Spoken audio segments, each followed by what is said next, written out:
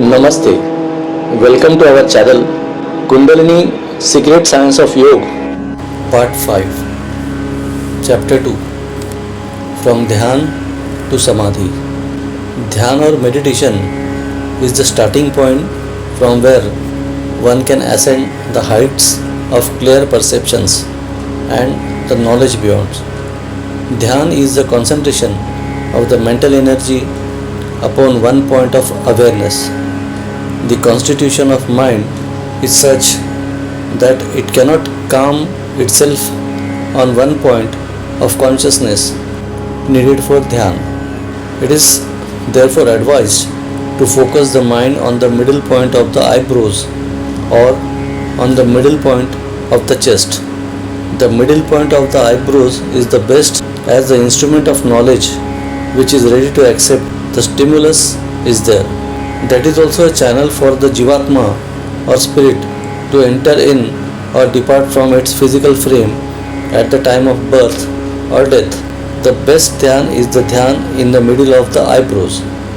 There are persons who can easily concentrate in their bhru madhya or center of eyebrows, but it is not so easy to do that.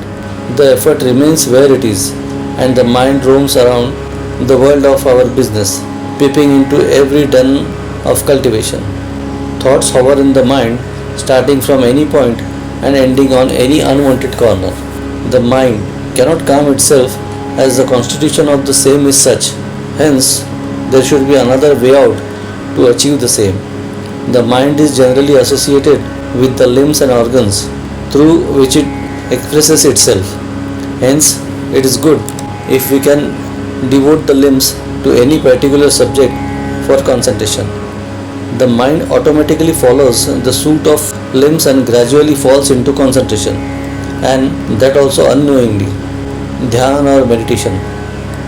Such oneness of the mind with the subject of action is called as dhyan. Of course, the subject of attention should be one at the time of dhyan. That helps mind to acquire the quality of concentration, which is much needed for the process of dhyan. Concentration in the bhru madhya means center of eyebrows is the best of dhyan. The other way of approach to dhyan can be handled if the above approach is not possible. The second best way is to perceive flame or our own eye in the bhru madhya with constant effort. Within required time, we can perceive a flame of our own eye in the bhru madhya. The outer eyes should be closed. No attention should be given towards any other limbs or subject. No attention should be allotted towards respiration. We should seek some other means of concentration if we cannot perceive a flame or our eyes in the bhru madhya with closed eyes. Keep a lamp or a candle in front of our squatting position and look continually towards the flame. The lamp should be at distance of 2 feet from our squatting position, which is called as Padmasana, which is the best for dhyan. Pose yourself in that Padmasana, which can be attained through continuous study and cultivation needed for the same for a longer period. The height of the flame should be a bit below than the level of our eyes. Stare continuously at the flame, but the same difficulty again arises, that is, the mind again travel of different lands of thoughts. The best way to bring the mind to the stable state of concentration is that we should chant slowly some favorite spiritual stanzas in the melodious tune. The pitch of the chants should be neither very high nor too low.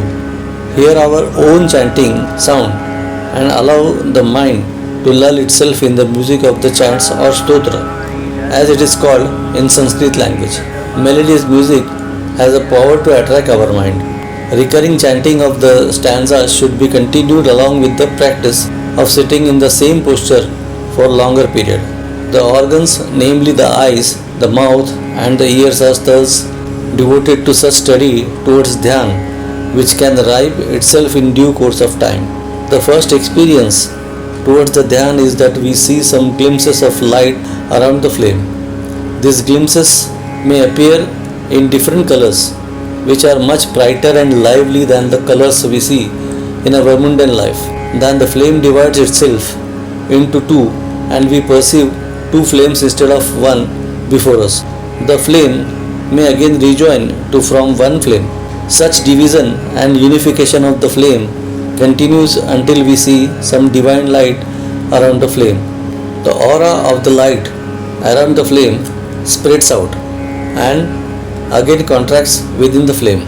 Such charming game of the aura around the flame continues for some days, and tears try to console the strain of staring at the flame. Tears also cease to flow out of the eyes, which are gradually half closed to the half portion of the eyeballs.